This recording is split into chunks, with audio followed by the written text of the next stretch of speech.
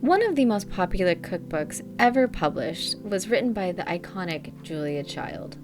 This video I will be attempting her herbal mustard lamb, but first I'll be pouring myself a drink to ease my anxiety of being in front of the camera as I am a very awkward human. Before we begin, we are going to preheat the oven to 450 degrees.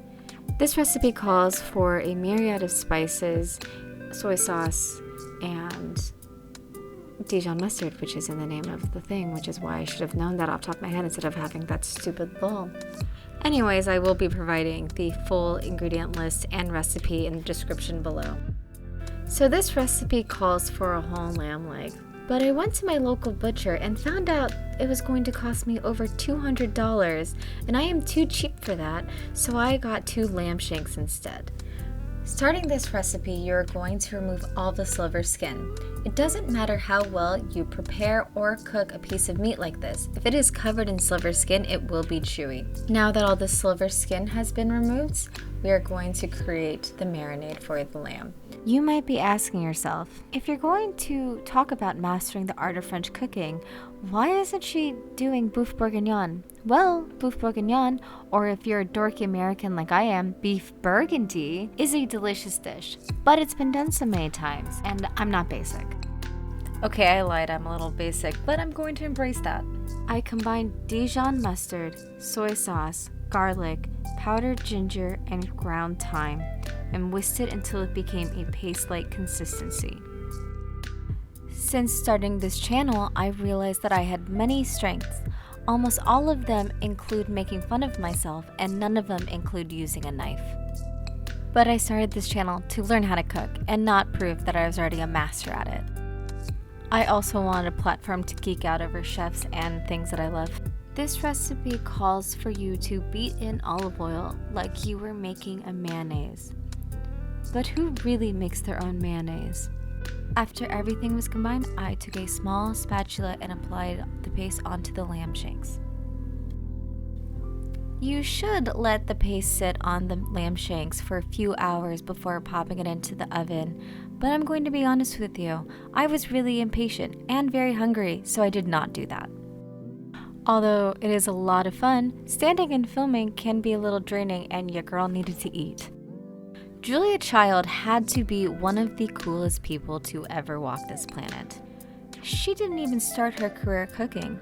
Julia Child started her career as a typist for the US military and later promoted to secret researcher during the Second World War.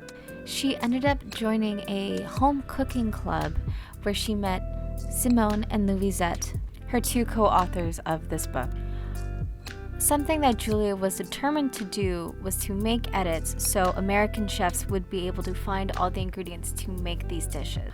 One great thing about this book is that there are so many recommendations for sides and wines for every single type of dish, and I went with the most basic one, potatoes. I know my Asian ancestors would not be happy with this, but I would argue that the best side for pretty much any dish are potatoes. Sorry, Lola.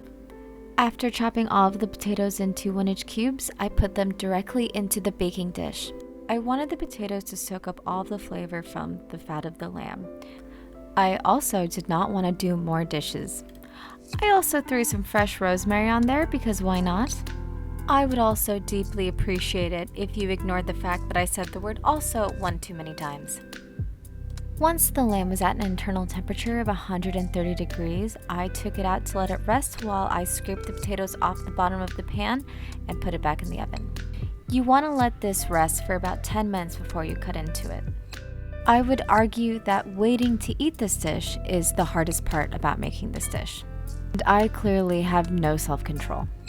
I would actually recommend this dish to almost anyone. It's really simple and delicious. Julia Child's Mastering the Art of French Cooking is an absolute classic to have in your home. If you are a person who's just looking to learn some easy tricks here and there, this probably isn't the book for you. This book will not teach you how to make an easy meal, but it'll teach you how to make a meal that's worth the time. I would really recommend this book to anyone who's looking to up their cooking game. And if you are looking to join me and watch me up my cooking game, or watch me obsess over cookbooks and nerdy things, please like and subscribe.